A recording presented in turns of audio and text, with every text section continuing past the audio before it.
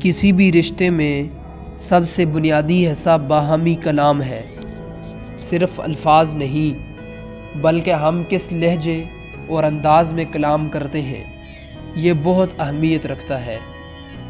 کتاب casual conversations میں مصنفین لکھتے ہیں کہ کس طرح گفتگو ہماری زندگیوں میں اہم کردار ادا کرتی ہے۔ صحت مند گفتگو تب ہوتی ہے جب داؤ پر لگی چیزیں بہت زیادہ ہوں، جب رائے میں بہت زیادہ فرق ہو اور جذبات بڑھ جائیں، لیکن اس کے باوجود تمام لوگ گفتگو میں اپنا حصہ ڈالنے میں خود کو محفوظ محسوس کریں۔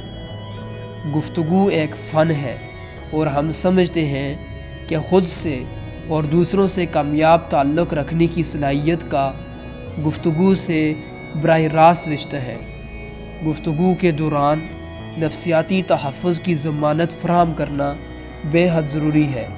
اس بات کو ملحوظ رکھیں کہ آپ کی زبان اور انداز سے سامنے والے کو کیا پیغام پہنچ رہا ہے۔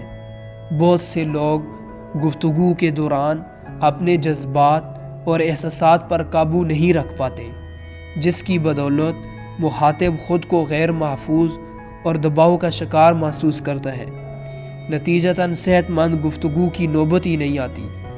حقیقی معنوں میں صحت مند گفتگو کے لیے احترام کا جذبہ اور تحفظ کا احساس بنیادی شرائط ہے۔ حقیقی آسودگی اللہ اور بندوں سے تعلق میں ہے۔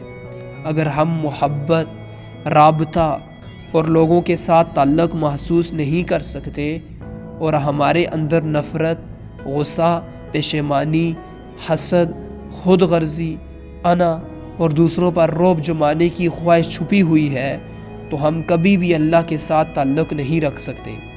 اللہ کے ساتھ محبت کا مطلب ہی لوگوں کے ساتھ ایک اچھا رشتہ رکھنا اور ان کے ساتھ رحم اور ہمدردی سے پیش آنا ہے۔